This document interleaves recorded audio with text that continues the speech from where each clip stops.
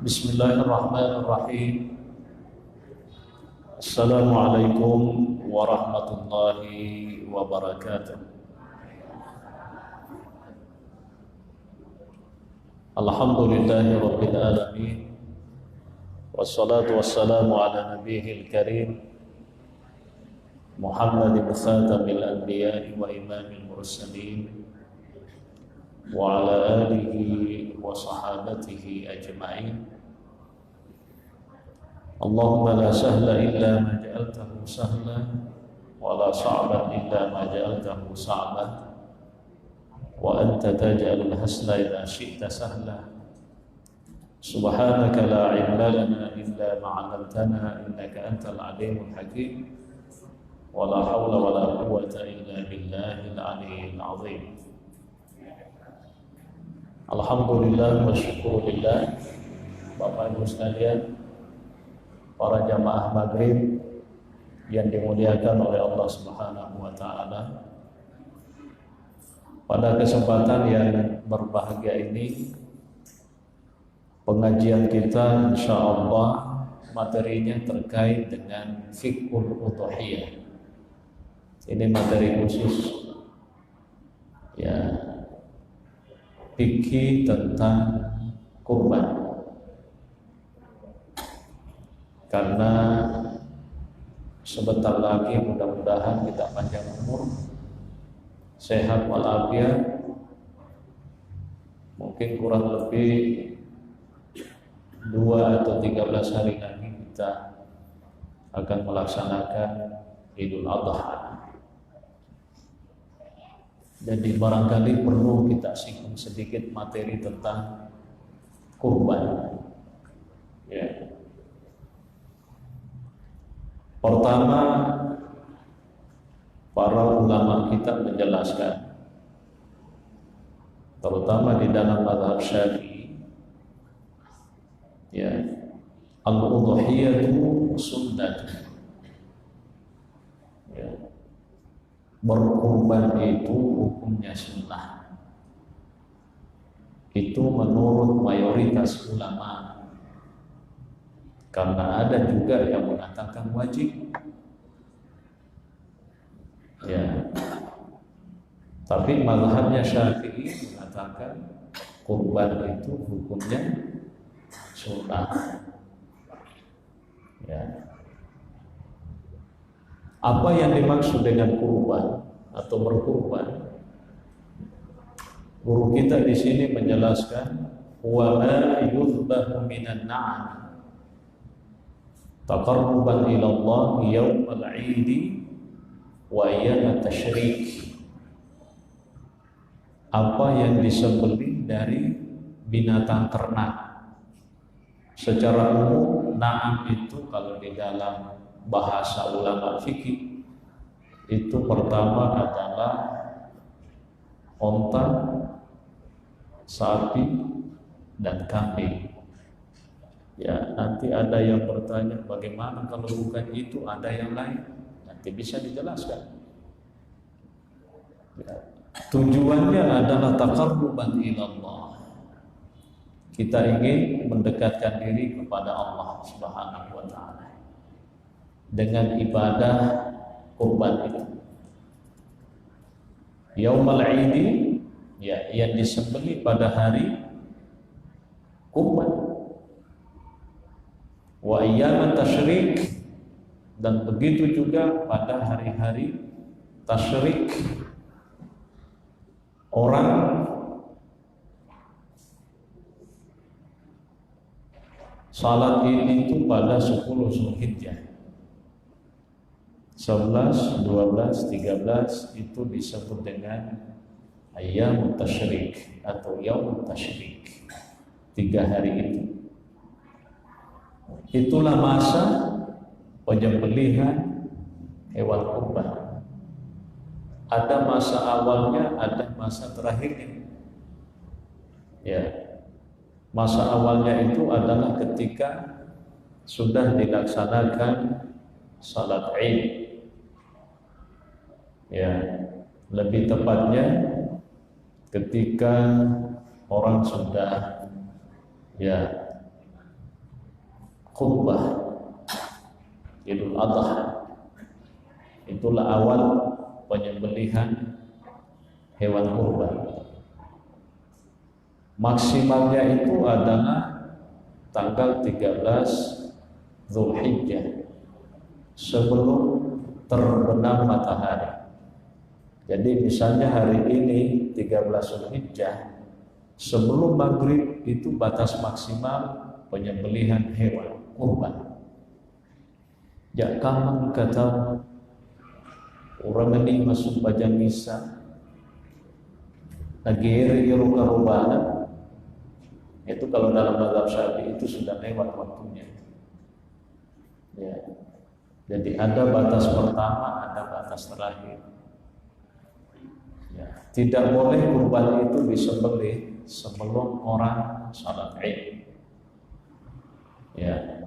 Begitu juga kurban itu tidak boleh disembelih ketika sudah lewat Yaumut Tasyrik. Ya, itu. Tentu mungkin ada yang bertanya, kalau menyembelih kurban itu di siang hari, di pagi hari, atau di malam hari? Ya, bisa di pagi hari, bisa di siang hari, dan bisa juga di malam hari. Nah, cuma kalau kita menyembelih hewan kurban di malam hari, ya tidak mengapa, yang penting proses penyembelihan kurbannya aman. Karena yang dikhawatirkan ulama, kalau kita menyembelih kurban di malam hari, ajak kama canya Allah na yirosa tinggi digiri, dipasigiri jarina atau maketendie, ya soponi pamasuponi darana kah. Ternyata maju itu jarina sinoma. Makanya ada sebagian ulama mengatakan kurban itu kalau di malam hari penyembelihannya hukumnya makruh. Tapi kalau dia aman, apalagi makruh kemacakkan nih. Biar dulu tapi ini gagal lampu, mereka pemakaian agak senang pakai suluh, baca nabi, apalagi pada masa Nabi Sallallahu Alaihi Wasallam, ya sangat-sangat beda dengan sekarang. Ini makruh apalagi di kota-kota siang malam sama-sama. Jadi siapa tahu ada yang bertanya, bolehkah penyembelihan kurban di malam hari? Boleh saja, karena yang dikhawatirkan itu hanya persoalan keamanan saja. Ya. Tentu saja Bapak Ibu sekalian, dalil-dalil penganjurannya itu ada dari Al-Quran dan ada juga dari hadis.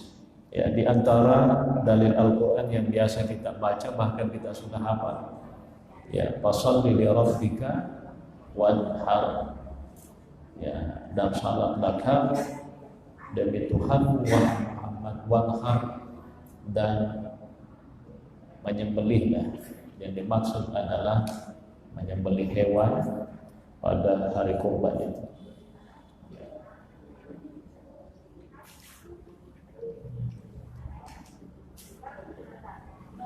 Jadi wa dhahaba Malik rahimahullah ila wujubiha. Imam Malik ini dalam mazhab Maliki mengatakan bahwa hukum kurban itu wajib. Seperti saya sampaikan tadi, bahwa sebenarnya mayoritas ulama itu mengatakan hukumnya hanya sunnah muakkadah. Tapi Imam Malik bin Anas, ya, itu mengatakan kurban itu hukumnya wajib. Ya. Wa qala Abu Hanifah radhiyallahu anhu yajibu 'ala al-muqimi bil baladi al-mu'siri. Wa hadha alladhi yamliku nisaban. Ya. Imam Abu Hanifah mengatakan hukumnya kurban itu wajib bagi orang yang menetap di suatu kampung. Artinya dia tidak bepergian. Ya, jadi di sana ada orang boleh, pergi ke Kalimantan, dia lebaran di sana. Nah, orang Bone yang ada di Kalimantan jalan-jalan atau silaturahim dengan keluarganya itu tidak wajib hukumnya dia berkurban di sana. Tapi seandainya orang Bone tinggal di Bone tidak kemana-mana, itu hukumnya wajib. Menurut Imam Abu Hanifah, kalau dia memiliki harga untuk membeli hewan kurban. Ya, tapi kalau mazhabnya Syafi'i tidak, sunnah muakkadah saja. Mau di sini menetapnya, mau di mana menetapnya, itu sunnatul muakkadah. Ya. Itu penjelasannya. Lalu kemudian ya, bagaimana kurban itu? Misalnya ada orang uangnya hanya kena 1 ekor sapi atau mungkin kambing. Ya, kalau onta di sini kan tidak ada. Onta itu jauh lebih mahal daripada sapi. Ya. Taruhlah kita misalnya kambing. Kalau satu keluarga itu, ya, satu kambing itu sudah mewakili. Pak biasa tuh dia kalinya indokna taruh ni dolo iya tahu ni dolo makan rumah nasabah iru duit 2 juta jadi bawa bebek nak kena iya na dolo bayar to si murana ini nasa tau pemang pikong kapasidan ini itu sih tau pemang nama tu anak tak sih dan jadi kurban itu mewakili satu keluarga. Misalnya malumine ki suami istri ada anaknya 3 mungkin 4 satu kambing itu sudah menutupi satu keluarga itu. Jadi dia perlu makan iya iolo tau pemang pilih anak tak tau pemang apa sih itu kalau satu keluarga ya. Ya minari kembali mulata melo di pembangunan atau misalnya ada sahabat, nah itu boleh. Kalau misalnya sapi seperti yang kita pahami selama ini, itu kata ulama boleh sampai 7 orang bisa. Nah, kurban ini menarik. Ada yang sering bertanya bagaimana hukumnya dagingnya, bisa dimakan tidak orang yang berkurban atau bagaimana? Nah, perlu diperbedakan. Kalau orang berkurban niatnya adalah nazar, maka otomatis daging kurban itu tidak boleh diambil. Komat tinjaki. Maka dari sahabat ko dicawi dari ko magalomoi usahaku idul kurban ngebatu lokak maka lo baca di bembe. Usahanya jalan dengan baik dan dia berkurban, maka kambing yang dikurbankan itu tidak boleh diambil dagingnya, tidak boleh makan. Kita kiri kena, tapi talingnya alun batu popan aja itu. Dan itu kalau nazar masuknya tinja. Ya minari ko makarubah biasa ki.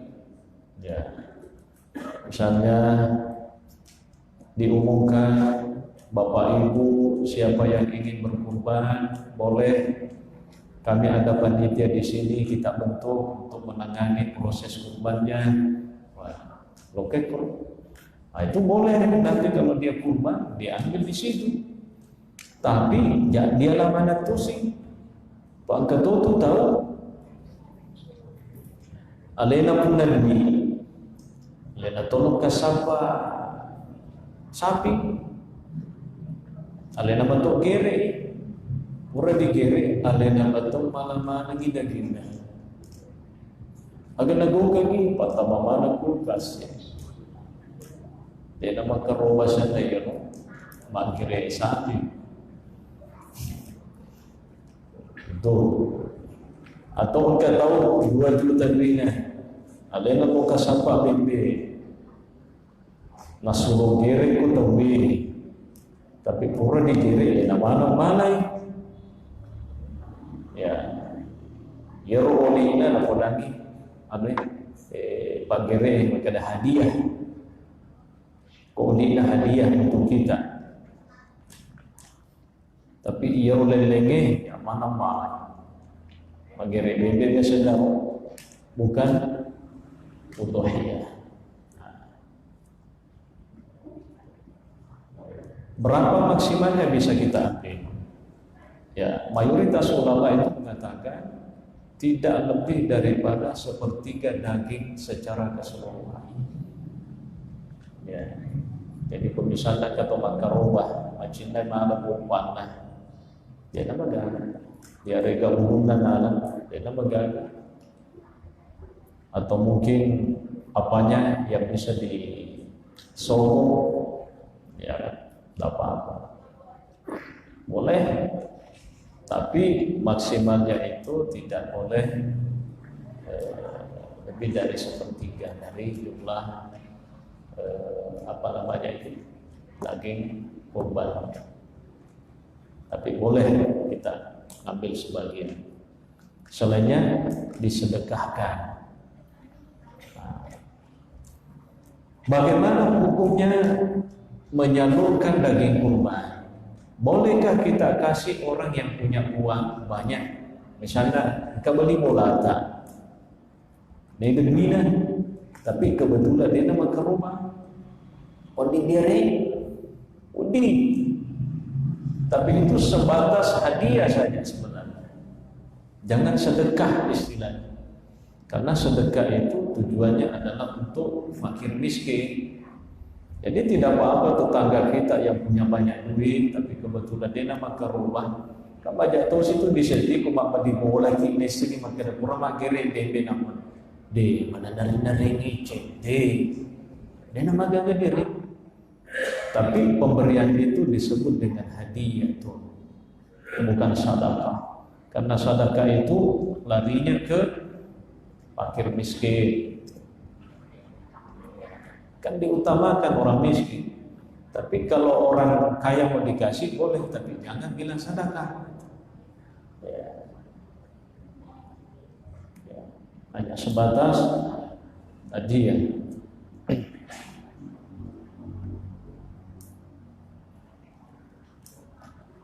Apakah daging kurban itu bisa disimpan? Bisa. Karena kalau dulu itu pada masa Nabi, orang berkurban langsung dibagi. Pak Melo ditaruh, Pak Melo ditaruh, tiga kulkas, gagal. Ya. Jadi mereka itu tradisinya orang Arab, ketika mereka itu memotong hewan, ya sapi kah, kambing kah, atau onta kah, supaya dagingnya bisa tahan lama, paling mereka keringkan gitu. Ya kering, daging kering, ya biasa dibuat dendeng. Istilahnya kalau dalam bahasa hadisnya Nabi itu qadid. Ya Nabi mengatakan innama ana ibnu imra'atin kanat min Quraisy. Ana ibnu imra'atin min Quraisy kanat ta'kulul kadida. Ya nasan indokku orang Quraisy tapi menerima itu daging rako. Memang pernah dilarang Nabi itu menyimpan daging-daging kurban itu. Tetapi tidak lama kemudian Nabi membolehkan. Apalagi kalau sekarang misalnya ya panggil sapi kan, lokak malah sebahagia dagingnya. Dan itu ya lo mandre. Tapi mungkin ada keluarga setelah salat Idul Adha 1 hari 2 hari kemudian datang, dapat apa? Saya simpan dagingnya, pertama di kulkas. Kalau mereka sudah datang, saya masakkan untuk mereka, saya jamu, boleh. Nabi mengatakan, kuntu nahaitukum anid dikharil luhum. Al-ana tadakhiruha min ajli daffah. saya pernah melarang kamu untuk menyimpan daging kurban itu, tapi sekarang boleh min ajli dabbah untuk tamu-tamu yang biasa datang ke rumah. Memang enggak, apalagi Papua. Jadi katopoleta bisa kita masakkan, bisa. Nah, selanjutnya Bapak Ibu sekalian, ada satu hadis yang menarik di sini yang perlu diperjelas. Kata Rasulullah, "Idza ra'aitum hilal dzil-hijjati wa arada ahadukum an yudahhiya falyumsik ya an sya'rihi wa alfanihi." Ya. Intinya adalah kalau ada di antara kita yang ingin berkurban, ya, katanya falyumsik ya an sya'rihi wa alfarihi, dia harus menahan untuk tidak memotong kuku dan mencukur rambut. Nah, perlu saya perjelas ini bahwa ini hukumnya hanya sebatas dianjurkan menurut mazhabnya Syafi'i. Ya. Pak Ketua tu tahu memang asal memang kerubah memang maka paling cukup ya sebab memang kita meleput wajah. Oh dia nak buding itu tidak. Dia nak magaga mazhabnya Syafi'i, dia nak magaga. Memang masalah lebih inariku ini retai kanukun tadi itu tuh cukup ya, itu hanya mustahab gitu. Itu mazhabnya Syafi'i.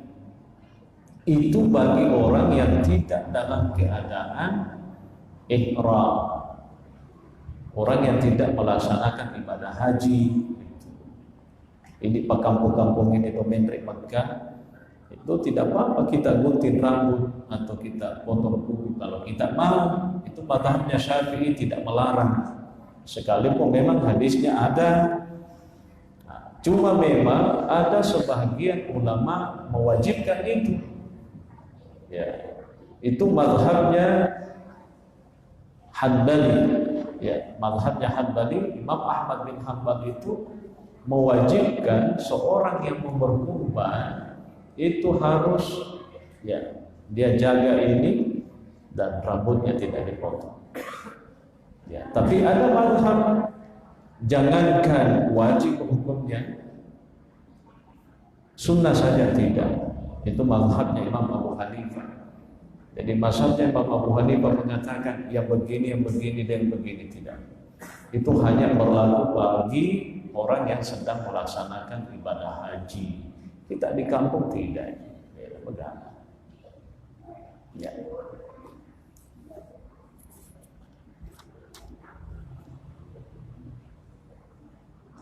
Yang terakhir Bapak Ibu sekalian, ini masalah penyembelihan, temak giring, sapi. Ya, tentu saja yang kita pahami selama ini adalah menyembelih hewan itu dengan pisau yang tajam. Itu kan memang ada hadisnya, supaya hewan itu ketika disembelih tidak tersiksa.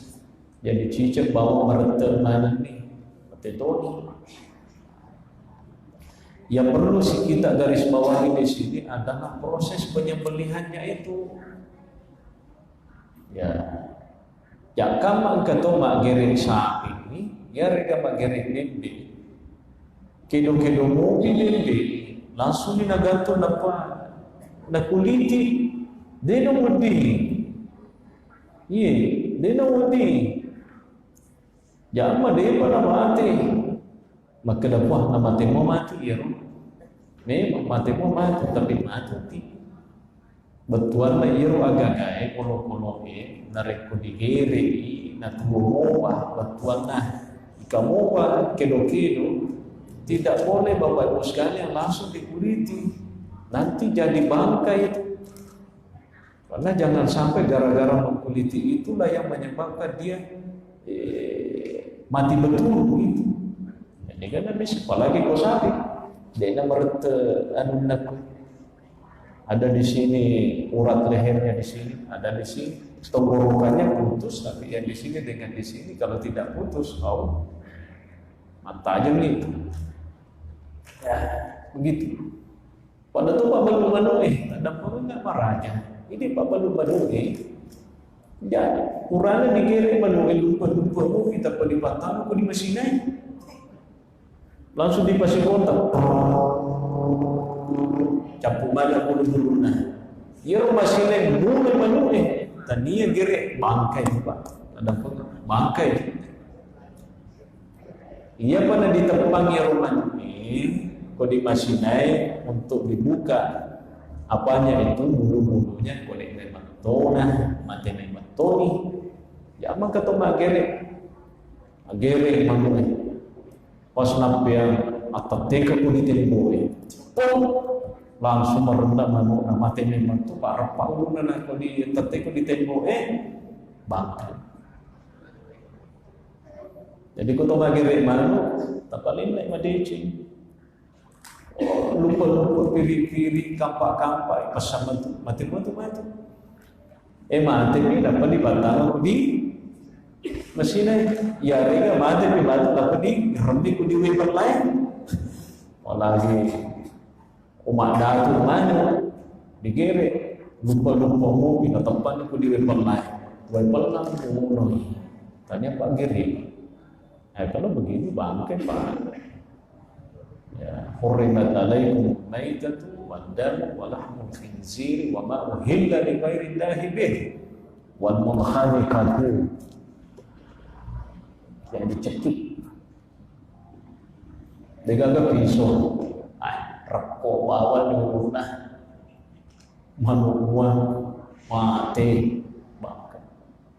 Wal mawdudah ya dempori. Tak boleh. Jadi wal mutaraddiyatu wal latihatu wa ma akala as-sabu illa ma zakaitum wa ma biha ala nusubi wa tastaqsimu bil asnam. Intinya itu prosesnya harus yang menarik itu ada istilah menyembelih 2 kali. Kata magirin sapi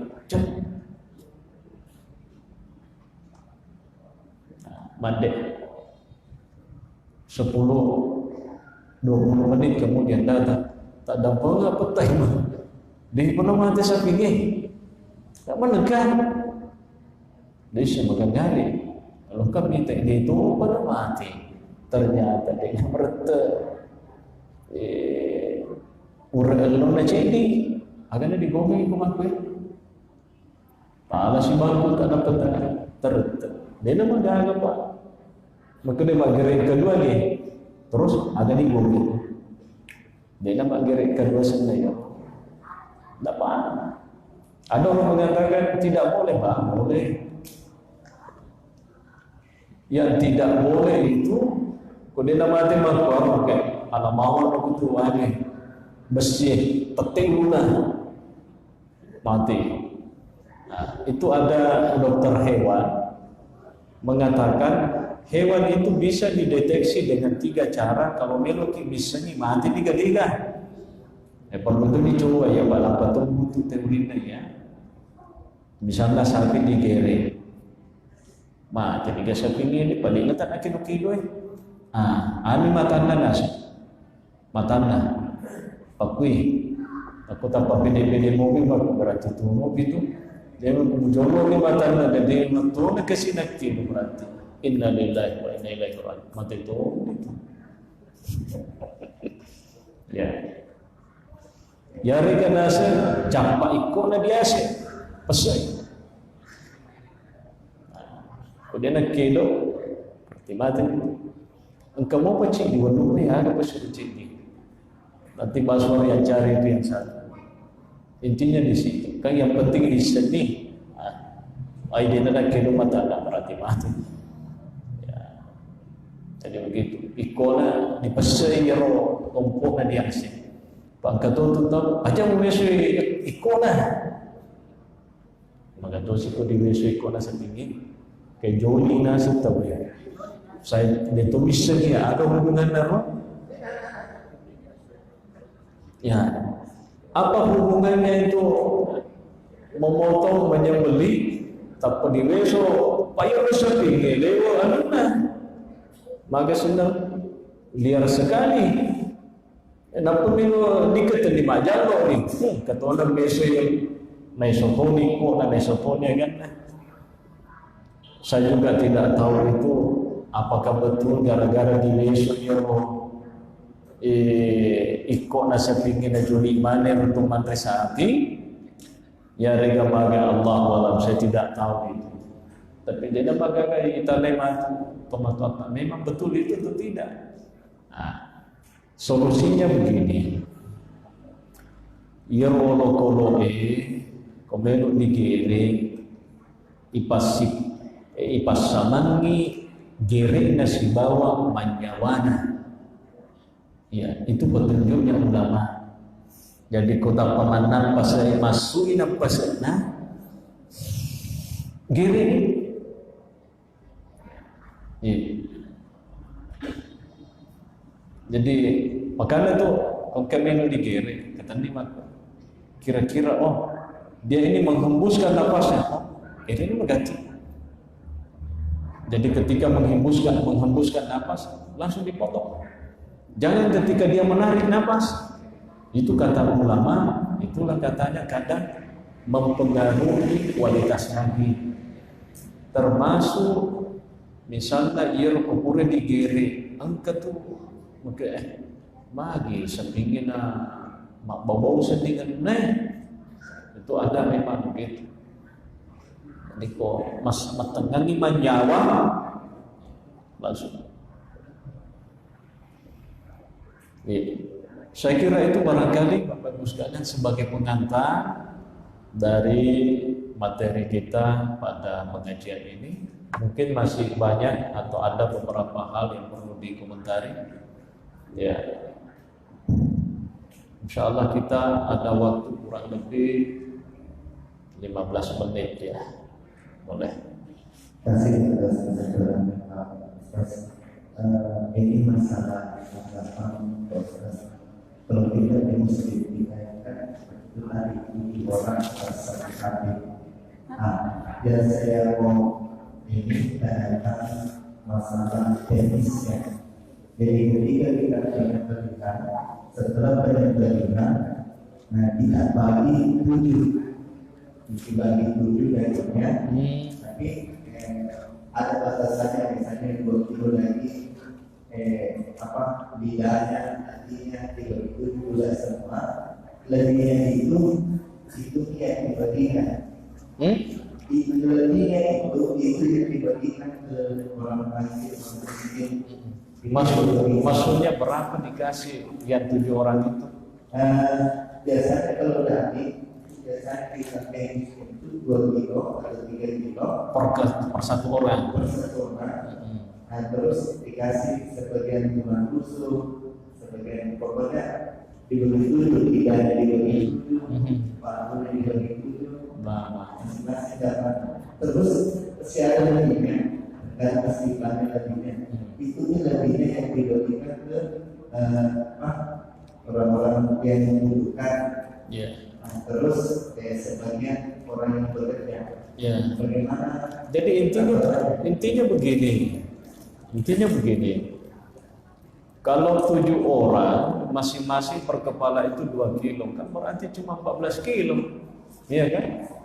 Nah sapi itu kan berapa kilo minimal itu dagingnya 60, berarti kan 30 lebihnya tuh.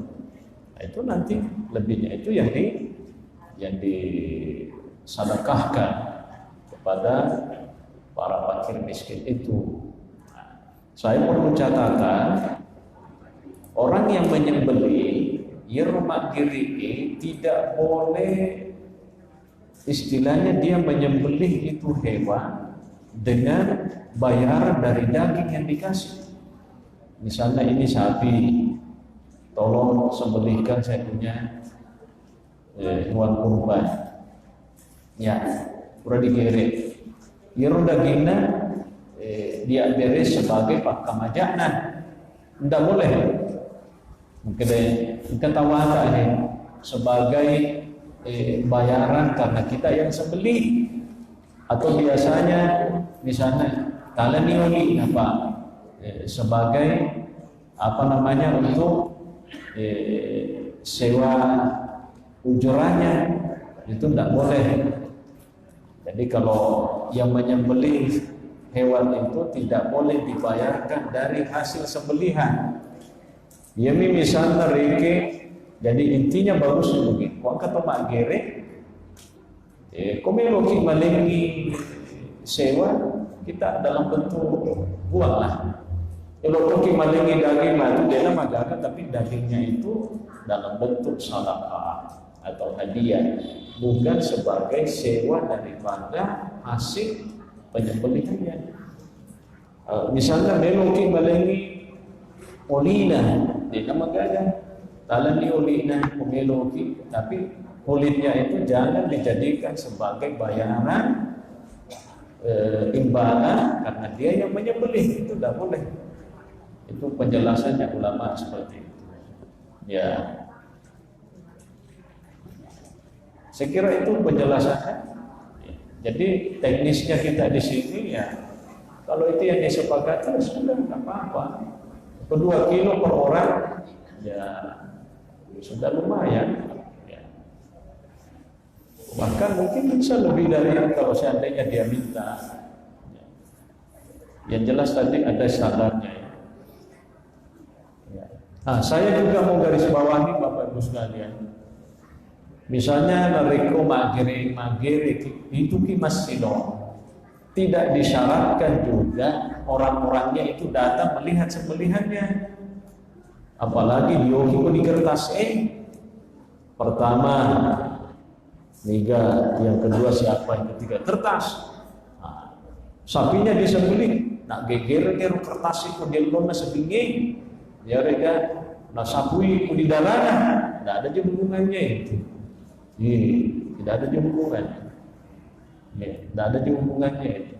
Tapi kalau kita mau saksikan kita punya hewan kurban tidak apa-apa. Tapi kalau menghadapi syarat kan, jangan dia nasa ko ditolong kita, tidak juga tidak menjadi masalah.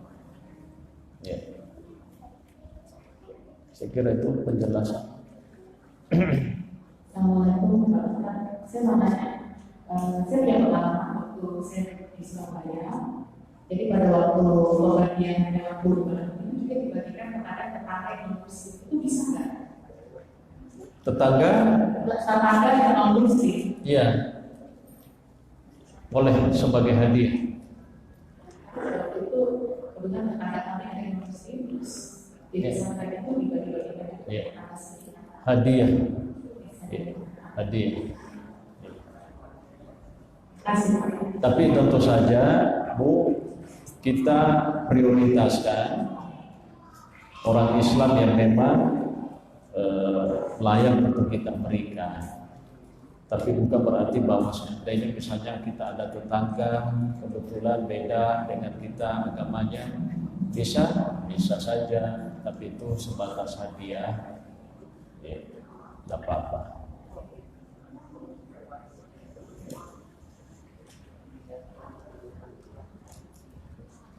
Assalamualaikum Pak Ustaz. Saya bagaimana kalau merasa apakah yang kurban saja tidak satu keluarga? Apa yang Bu? Yang nasa tadi, yang kurban nasa. Iya. Apakah yang tidak bisa konsumsi yang kurban satu keluarga tidak bisa? Iya. Kalau nasarnya itu kompak satu keluarga, berarti semua keluarga tidak boleh makan.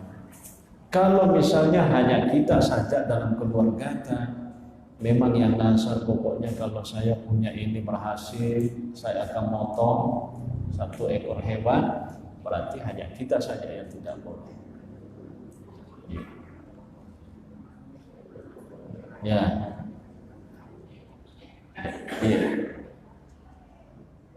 Baik, Assalamualaikum warahmatullahi wabarakatuh. Salam.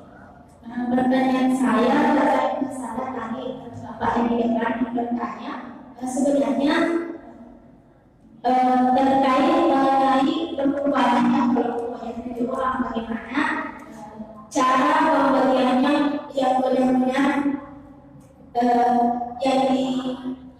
yang dilakukan oleh Nabi Rasulullah SAW. Masalah pembagiannya karena sekarang pada saat mencari kurban, banyak orang yang berdatangan melihatnya dan itu mereka menginginkan dari kurban apakah sekilo, sebagainya dengan cara pembagiannya. Yang kedua terkait masalah perkurbanan bagi orang yang meninggal, apakah yang tidak bisa dimakan atau tadi sebagai masa atau tidak bisa dimakan, bagaimana cara? Sudah paham. Iya. Iya. Makanya kan bagusnya memang ada panitianya. Jadi ada yang mengkoordinir pembagiannya. Ya, saya kira itu masalah teknis saja. Ya. Intinya saja begini. Yang penting bukan nazar, berarti yang menyembelih itu, yang berkorban itu bisa dikasih. Berapa? Itu tadi rumusnya itu ya sebaiknya tidak lebih dari 1/3 dari jumlah daging secara keseluruhan. Jadi kalau bertujuh ya dibagi itu tidak melebihi dari 1/3 dari jumlah itu yang dibagi 7.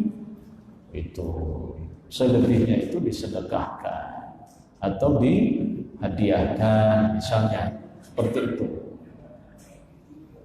Ya, kalau banyak orang yang hadir, ya sudah. Biasanya kalau ini teknis sebenarnya ini.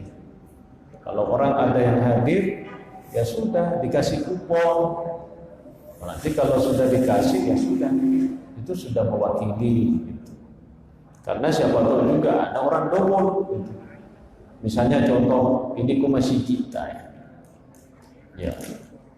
Ya itu hukum emak, itu hukum bapak, itu hukum anak nah. Kemana nih? Runtuh mana nih? Berarti megang alhamdulillah nolongnya. Tapi seandainya dagingnya terbatas dan banyak orang yang mesti dikasih, sebaiknya ya sudah satu orang satu keluarga. Yang itu matembak daging ini dibagi nih, magana malolongan tu anak-anak malolongan tu tuan nih, magana kumiga wah ini dari ko misalnya cek ditempuk bawa sapi di kerumah siaga kiegata ya artinya itu teknisnya saja, makanya panitianya begitu ya. Jadi itu apalagi tadi yang satunya tadi yang terakhir, nah, bagaimana orang yang meninggal? Apanya yang ditanyakan? Bagaimana dia mau makan kurban? Dia sudah mati. Ya kalau dia sudah mati, apa boleh buat? Inna lillahi wa inna ilaihi raji'un. Artinya begini barangkali, orang sudah meninggal. Bisa dia berkurban. Siapa tahu dia wasiatkan, boleh. Misalnya ada orang, nah nanti kalau seandainya saya mati, mohon kalau ada uang saya kurban, itu wasiat, itu dibolehkan. Jadi kalau misalnya ada orang ketika dia hidup, dia pesan sama keluarganya, ya tolong nanti kalau seandainya Idul Kurban saya diikutkan, itu wasiat, boleh dilakukan. Bagaimana kalau dia tidak wasiat? Nah, itu dalam mazhab Syafi'i ada yang memakruhkan. Jadi mazhabnya Syafi'i kalau orang mati di dikurbankan itu makruh hukumnya menurut sebagian ulamanya Syafi'i. Tapi kalau dia wasiatkan memang ketika dia masih hidup itu tidak mengapa, jadi tidak makruh. Ya, tidak apa-apa. Tapi memang ada juga ulama mengatakan Selama keluarganya ada yang mau dan memang ada yang bisa dipakai, dia niatkan untuk keluarganya yang sudah tidak ada masalah. Ya sudah, kan itu kebaikan, ya kan? Kebaikan. Ya, saya kira itu penjelasan. Terima kasih. Salah. Yang lebih mengenai apakah ada tujuan tentang klasifikasi hewan yang dimakan. Karena masuk dari beberapa kali masalah tadi, jadi nanti itu dia lebih berhati. Ini sebetulnya yang menjawabnya. Saya tidak tahu yang paling aktual ini mana yang di mana pemikiran. Saya tapi pada saat itu jauh lebih jauh lebih amalnya harus benar. Dari kebiasaan Rasulullah sendiri itu sebenarnya walaupun tadi itu yang benar dari kaki. Terima kasih. Assalamualaikum. Intinya itu yang disembelih adalah na'am. Ya, minan na'ami. Binatang na'am. Na'am itu tadi saya jelaskan di awal. Kambing, sapi, onta. Gitu. Jadi tergantung kemampuan kita. Jadi ini kemampuan. Saya hanya bisa menyembelih seekor kambing, ya sudah, saya kambing. Masa yang mau sapi, sapinya mahal, uangnya tidak cukup, ya sudah kambing. Bila tidak cukup juga kalau untuk kambing, bagaimana kalau ayam potong 10 ekor? Tidak masuk karena bukan na'am itu. Tidak masuk. Bagaimana kalau saya sendirian, uangku banyak?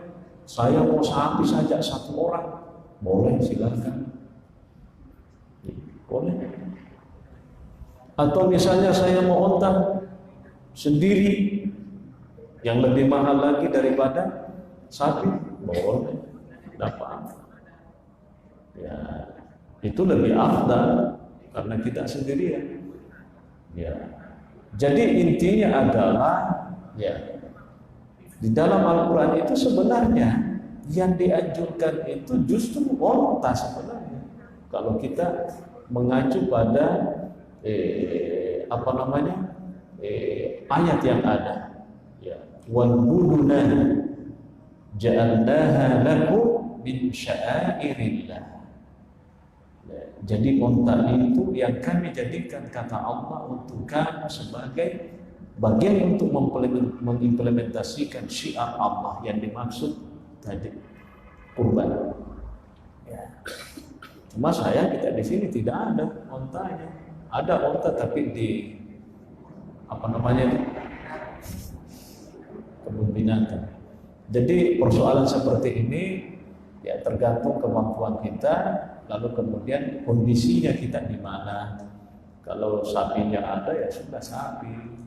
Dan itu juga tergantung kemampuan kan, gitu.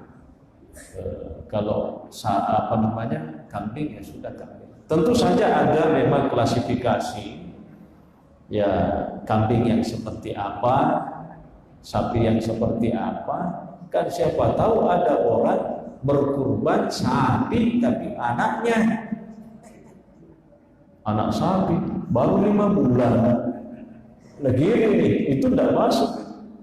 Tidak memenuhi syarat. Kebendek, tapi iru bendek dapat telulang menguruna. Kan di kota-kota itu banyak orang suka makan kambing muda. Masih kecil kambingnya sudah di sate begitu atau di apa. Nah, itu kalau yang seperti ini hewannya tidak masuk. Jadi ada klasifikasinya. Ya, termasuk juga dari segi kesehatan daripada hewan kurban itu. Ya, kalau misalnya dia gila, itu tidak cocok.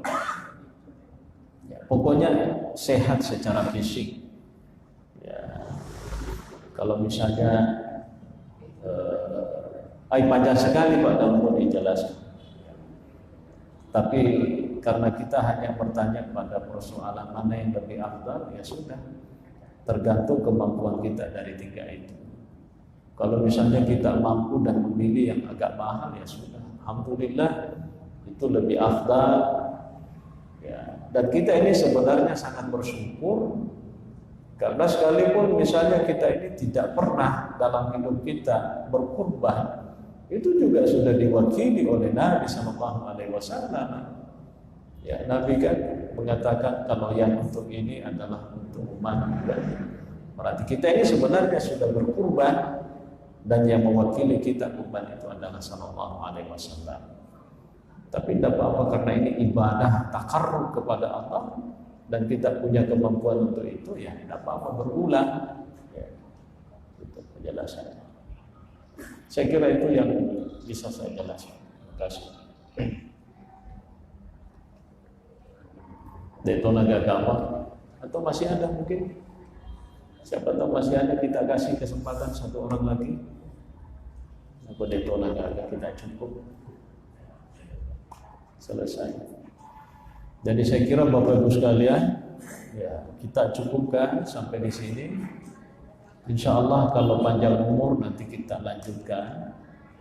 Ya, pada pengajian berikutnya mungkin masih ada, atau nanti setelah Lebaran lagi, tergantung. Ya, di bawah. Ya, ya mungkin boleh. Ya. Al-Fatihah.